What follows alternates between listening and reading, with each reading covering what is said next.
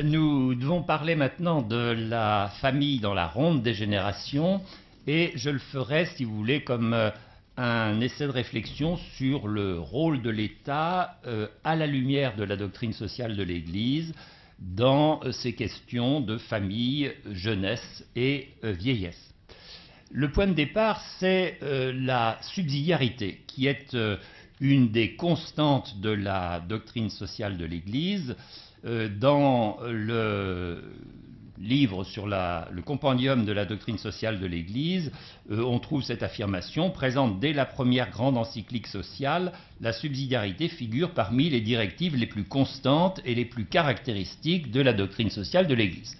Et on a déjà, dans les exposés précédents, vu que cette question de la subsidiarité était essentielle pour le rôle de la famille et la conception de la politique familiale, car, comme disait Jean-Paul II dans Centesimus Annus, une société d'ordre supérieur ne doit pas intervenir dans la vie interne d'une société d'un ordre inférieur en lui enlevant ses compétences, mais elle doit plutôt la soutenir en cas de nécessité et l'aider à coordonner son action avec celle des autres éléments qui composent la société en vue du bien commun.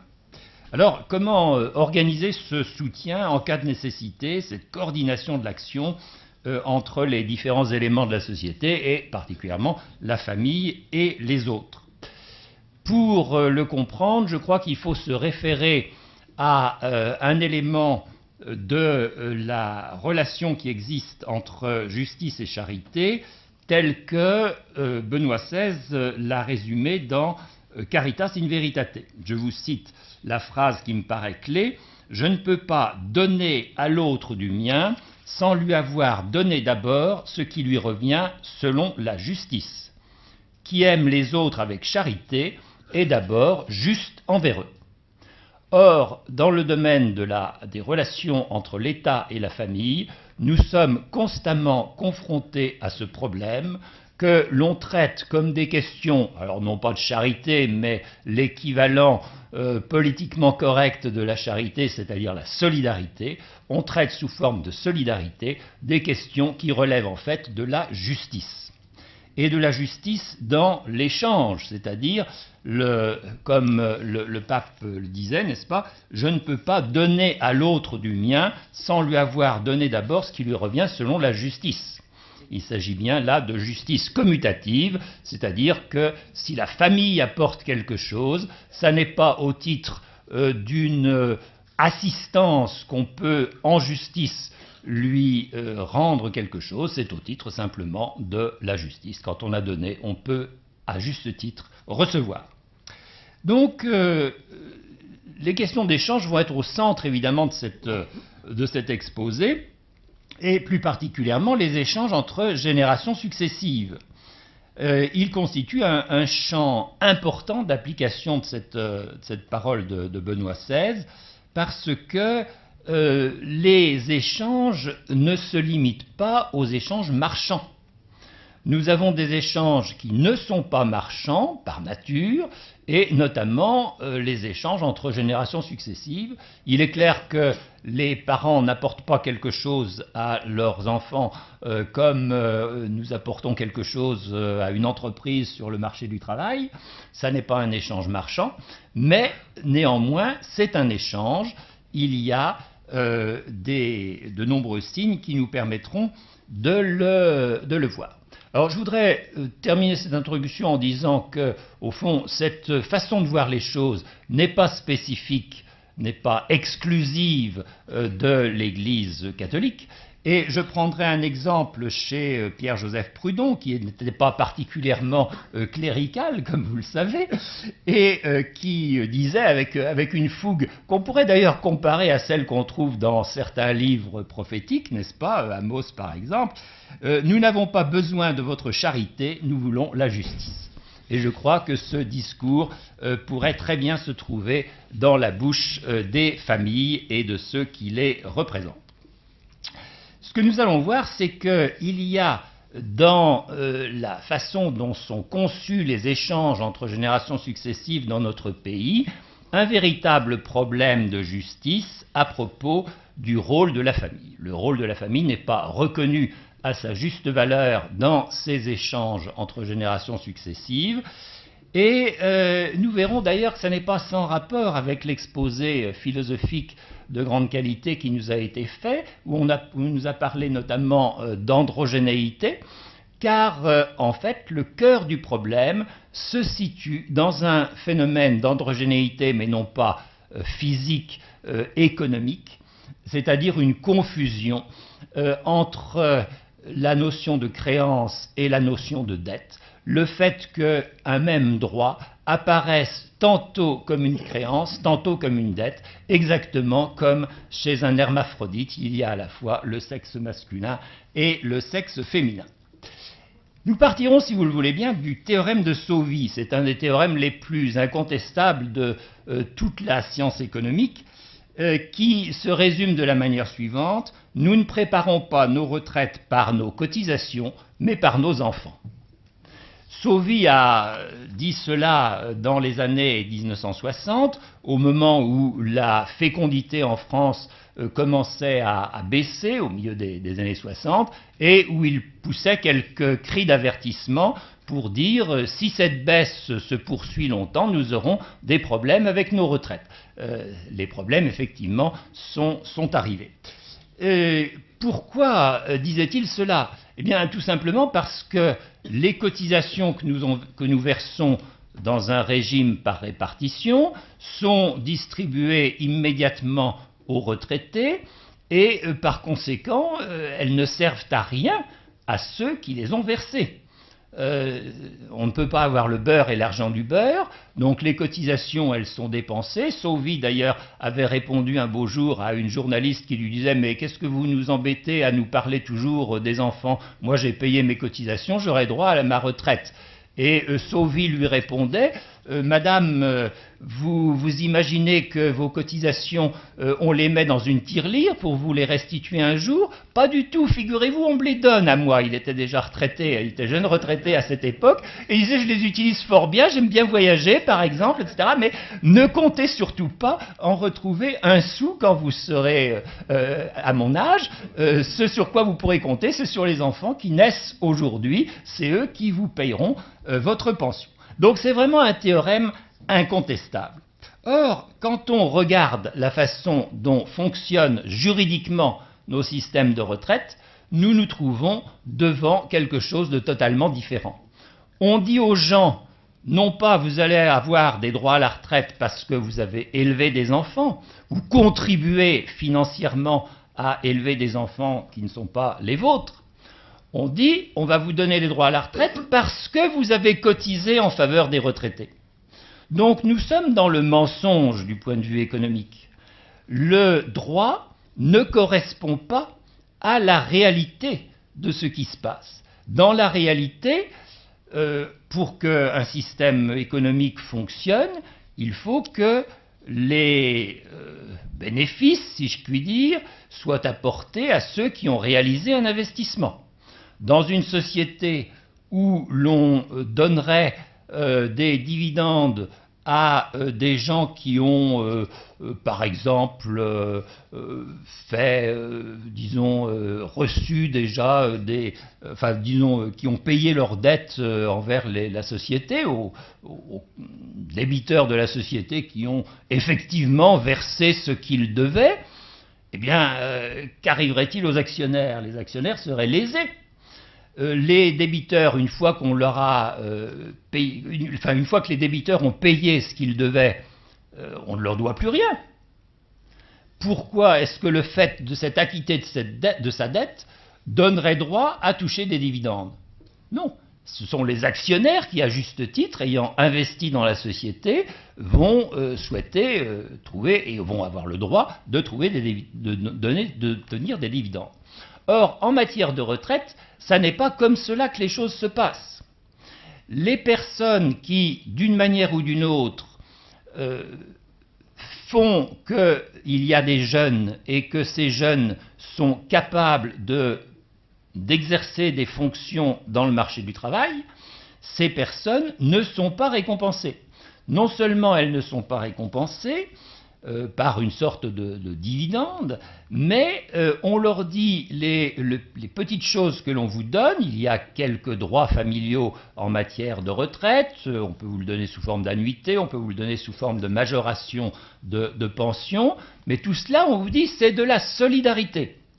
Ça n'est pas parce que vous avez fait quelque chose d'utile au régime de retraite, c'est parce que, en élevant des enfants, vous avez sacrifié un peu votre carrière professionnelle, ou bien vous n'avez pas pu beaucoup épargner, donc voilà, on va compenser cela, un peu comme on compense les accidents que vous avez pu avoir, les périodes de chômage, les périodes de maladie, des choses de ce genre. Donc, et ce ne sont pas des institutions quelconques qui font cette assimilation, c'est le Conseil d'orientation des retraites, c'est la Cour des comptes, c'est-à-dire que les institutions qui seraient les plus fondées à dire « mais il ne s'agit pas de solidarité, il s'agit de justice », ces institutions participent au mensonge collectif et au mensonge, excusez-moi messieurs les députés de le dire, au mensonge qui a été instauré finalement par le législateur. Alors je vous déchargerai volontiers en tant que législateur français, en ce sens que dans tous les pays du globe, on a le même mensonge juridique qui s'est instauré à propos des régimes par répartition. Comment est-ce que ce mensonge juridique s'est instauré? Eh bien, si vous le voulez, nous pouvons comparer deux versions du quatrième commandement qui se trouve dans l'Ancien Testament.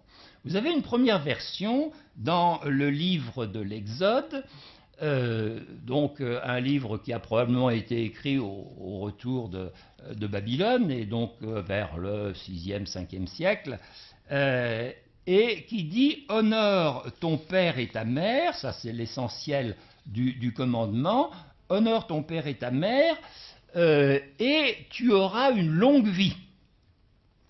Donc, on leur dit de les honorer, et on donne une récompense s'ils ont honoré leur père et leur mère.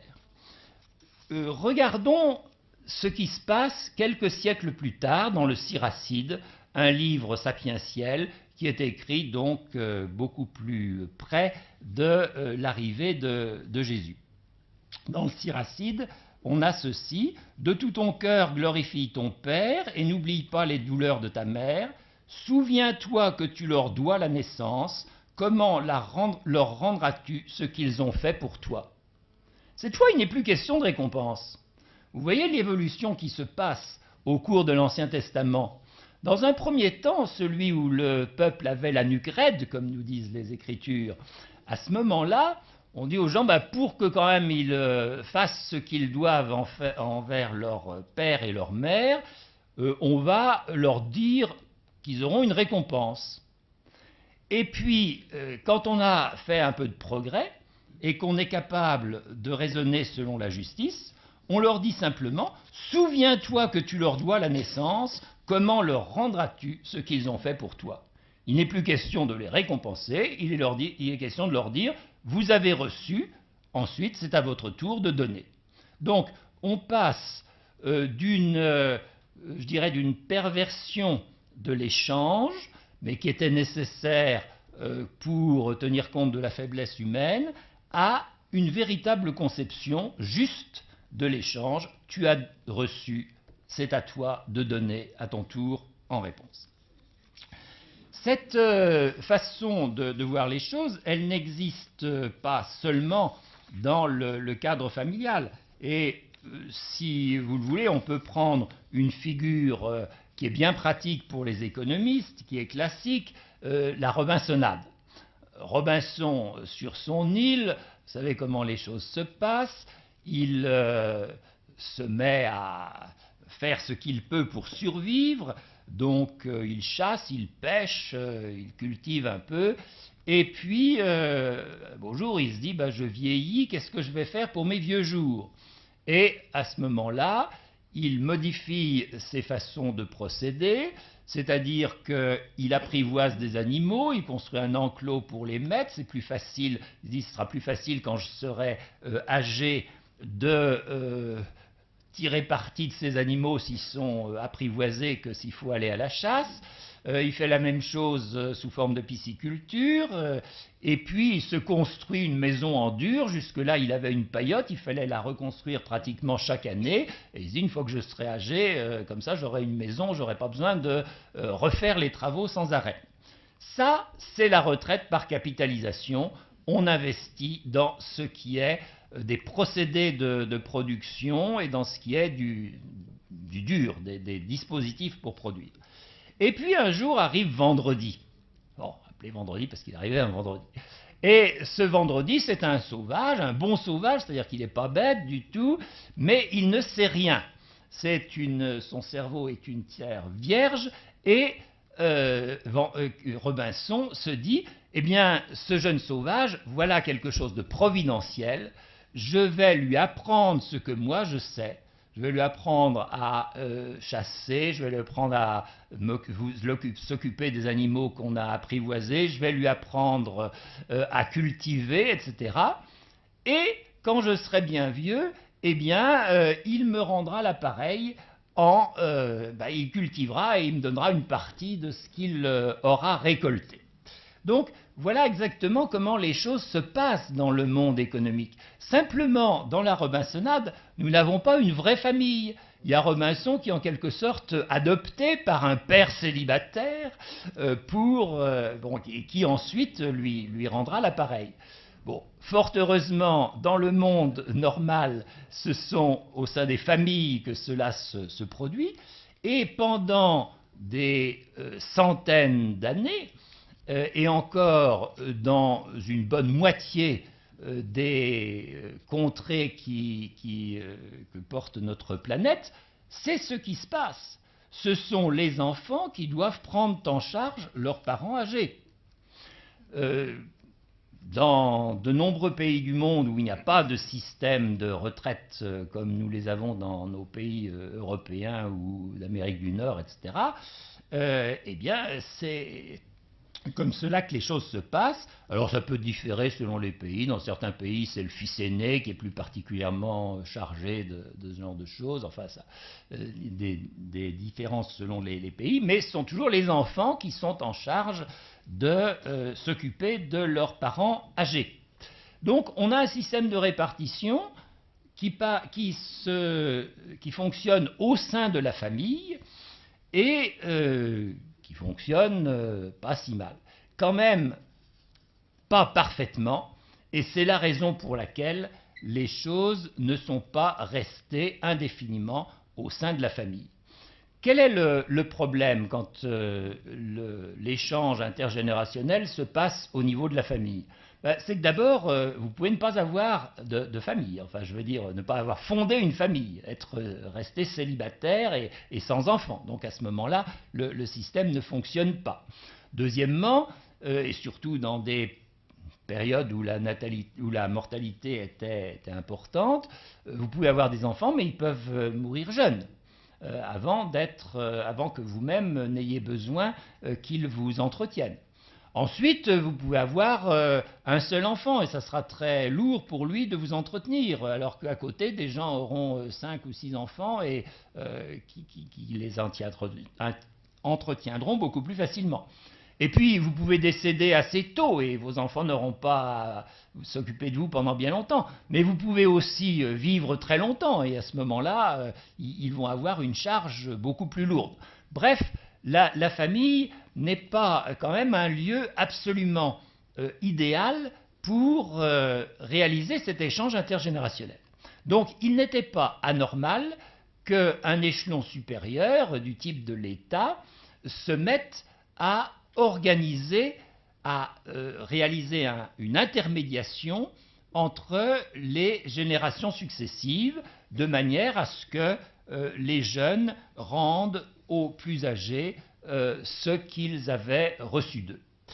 C'est pas anormal, ceci étant, encore faut-il que le niveau supérieur, l'État en la matière, respecte le rôle que la famille joue en la matière. car du point de vue de la mise au monde, on n'a pas encore trouvé beaucoup mieux qu'un homme et une femme, malgré, n'est-ce pas, certaines autres tendances. Et d'autre part, pour ce qui est de l'éducation des enfants, on n'a pas trouvé non plus beaucoup mieux qu'un père et une mère qui s'occupent d'eux. Bon. Donc la famille joue un rôle essentiel. Et ce rôle, il n'est pas seulement, parfois on considère que l'éducation, ça ne relève pas de l'économie. Pas du tout. Du point de vue de l'analyse économique, nous avons une quantité astronomique de travaux sur le capital humain. L'homme est le facteur de production numéro un. Et ce que la famille fait pour l'éducation, ce que les parents, disons, font pour l'éducation de leurs enfants, est absolument fondamental. Alors certes, ça n'est plus comme autrefois où on apprenait le métier de son père, la formation professionnelle est généralement externalisée par rapport à la famille. Mais il n'en reste pas moins que la formation du caractère se forge très largement au sein de la famille et que de plus en plus on se rend compte dans les entreprises ou les administrations que le caractère est un élément essentiel quand on veut exercer correctement ses fonctions et que par conséquent l'apport de la famille, avoir des personnalités équilibrées, des personnalités qui sont capables de leadership, qui sont capables de négociation, qui sont capables, etc., d'être bien dans sa peau, ça dépend largement de sa famille et ça conditionne largement l'efficacité au travail. Donc les économistes reconnaissent de plus en plus l'apport incontestable et extrêmement important de l'éducation familiale dans le processus de formation du capital humain. Et ce capital humain, quand on essaye de l'estimer, alors évidemment c'est discutable toujours les façons dont on le fait, mais quand on essaye de l'estimer, on le répartit à peu près dans la même proportion que les revenus, c'est-à-dire un quart à un tiers pour le capital classique ou pour les revenus du capital et 3/4 à 2/3 pour les revenus du travail ou encore pour le capital humain quand on raisonne en termes de stock. Donc de loin, le capital humain est plus important que le capital physique. Et par conséquent, il est normal que dans un système bien organisé de protection sociale, nous ayons des retraites par répartition, à côté de retraites par capitalisation, mais 2 à 3 fois plus importantes que ces retraites par capitalisation. Donc il y a déjà une voie, disons, dans laquelle on sait qu'on ne pourra pas aller. Alors il y a bien sûr quelques idéalistes qui pensent qu'on pourrait avoir tout en capitalisation, c'est parfaitement utopique. En réalité, il faut un mélange des deux avec une dominante de répartition. Donc nous sommes de toute façon contraints de passer par le système de répartition et il faut y passer d'une manière qui rende justice aux familles. Et alors c'est là que nous allons retrouver le problème des cotisations hermaphrodites. Car quand on regarde nos lois, mais pas spécifiquement les lois françaises, n'est-ce pas? Vous allez dans tous les pays développés, le système est le même. Là où le système est le plus net, c'est dans le pays qui a fait la plus belle réforme de son système de retraite, c'est-à-dire la Suède. Et en Suède, vous savez peut-être que chaque fois que vous payez une couronne, c'est leur unité monétaire de cotisation, on inscrit une couronne de compte sur un compte de retraite qui fonctionne comme une espèce de compte d'épargne, sauf que la couronne en question, elle est immédiatement reversée aux retraités. Mais donc là, c'est vraiment très net, vos droits à la retraite sont strictement proportionnels aux cotisations que vous avez perçues. C'est le plus joli des systèmes que nous avons. Et c'est en même temps celui où la fausseté, le mensonge, éclate de la manière la plus visible. Parce que, bien entendu, d'avoir versé une cotisation pour les retraités actuels, ça ne contribue en rien aux retraites que vous espérez, vous, pour dans 30, 40, 50 ans. Donc, on a une fausseté considérable. Comment est-ce que les systèmes juridiques sont organisés ? D'une part, les cotisations sont, pour les cotisants, des obligations. Autrement dit, c'est une dette de la part des cotisants. Elles ont cette nature, ils doivent le payer, c'est une obligation légale, on leur a fait une obligation de payer, c'est une dette de leur côté. Et de notre côté, c'est la création d'une créance. Donc nous avons exactement la situation qui serait merveilleuse, qu'on peut rencontrer dans un jeu de Monopoly quand vous tombez sur la case chance et que vous tirez la carte erreur de la banque en votre faveur. Eh bien, il se passe exactement ceci, c'est comme si vous étiez dans une banque et que chaque fois que vous remboursez une partie de votre emprunt, par exemple votre emprunt immobilier, on le met sur votre compte d'épargne. Fantastique. Bon, naturellement, aucune banque ne pourrait résister à une erreur de comptabilité pareille. Eh bien, nos systèmes juridiques en matière de retraite sont basés sur cette erreur de comptabilité. C'est la raison pour laquelle, d'ailleurs, mes collègues américains, enfin du moins une grosse partie d'entre eux, disent la retraite par répartition, c'est un système Ponzi. Ils pourraient dire c'est un système Madoff. Aujourd'hui, on connaît mieux Madoff que Ponzi, c'est-à-dire une escroquerie dans laquelle vous amenez de l'argent, cet argent, on le distribue au fur et à mesure, le cas échéant celui qui vous a persuadé de le lui remettre l'utilise pour s'acheter des yachts ou autre chose de ce genre, et puis on se sert de l'argent qui rentre pour rembourser ceux qui vont demander un remboursement. Et effectivement, juridiquement, on a fait de nos systèmes de retraite par répartition des systèmes Ponzi ou des systèmes Madoff. Le Social Security américain, c'est-à-dire ils appellent sécurité sociale leur système de retraite par répartition. Ce n'est pas l'assurance maladie chez eux qui porte ce nom. La Social Security américaine, quand vous allez sur son site, vous voyez tout un développement pour essayer de réfuter la thèse selon laquelle il serait un système Ponzi qui est extrêmement courante chez les économistes américains. Alors, leurs explications sont d'ailleurs assez embarrassées et pas très convaincantes, mais enfin ils sont obligés de s'essayer à cet exercice. Donc nous avons un système de cotisation hermaphrodite qui sont à la fois et selon les besoins des créances et des dettes. Elles sont des créances quand vous les versez, mais des dettes quand il s'agit de vous faire passer la pilule, dorer la pilule, si vous voulez, pour faciliter votre versement. Et ceci, c'est typiquement une injure à l'égard de la famille.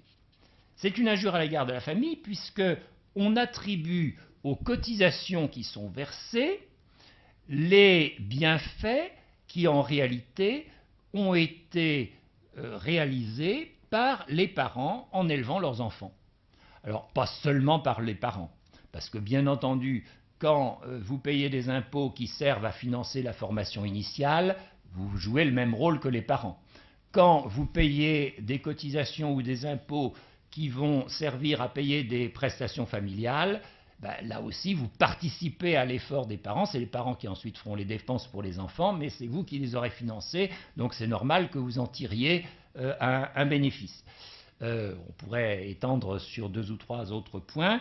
Donc il ne s'agit pas de dire que seuls les parents devraient avoir des droits à pension. Il s'agit de dire qu'il serait conforme à la justice que les parents obtiennent ès-qualité et en fonction du nombre d'enfants qu'ils ont élevés, des droits à pension. Ce qui aujourd'hui leur est refusé puisque les maigres avantages, le Conseil d'orientation des retraites estime à 8% les droits familiaux à pension. Et encore, quand on regarde leur méthode de calcul de près, on s'aperçoit qu'il y a plusieurs méthodes de calcul possibles en la matière. On s'aperçoit qu'ils ont utilisé celle qui conduit au pourcentage le plus élevé. Donc c'est quelque chose de petit. Quand on regarde par contre quels sont les apports respectifs des contributions en argent de type impôt pour l'éducation nationale, etc., et les apports de la famille, on voit que c'est une grosse moitié pour l'apport de la famille et une petite moitié pour les apports en argent. Donc on devrait logiquement avoir des droits à la retraite qui, pour moitié au moins, viennent de la participation des familles au renouvellement des générations. Vous voyez donc qu'on est en la matière face, et ce sera ma conclusion, à ce qu'on peut appeler une structure de péché. Cette notion introduite par Jean-Paul II est extrêmement éclairante. Structure de péché, ça veut dire que des comportements déviants, des comportements pécheurs, s'inscrivent dans les institutions, s'inscrivent dans les mentalités, deviennent quelque chose de structurant et qui nous conduit à nous comporter d'une manière inadéquate. Eh bien, c'est exactement ce qui se passe en matière de pension.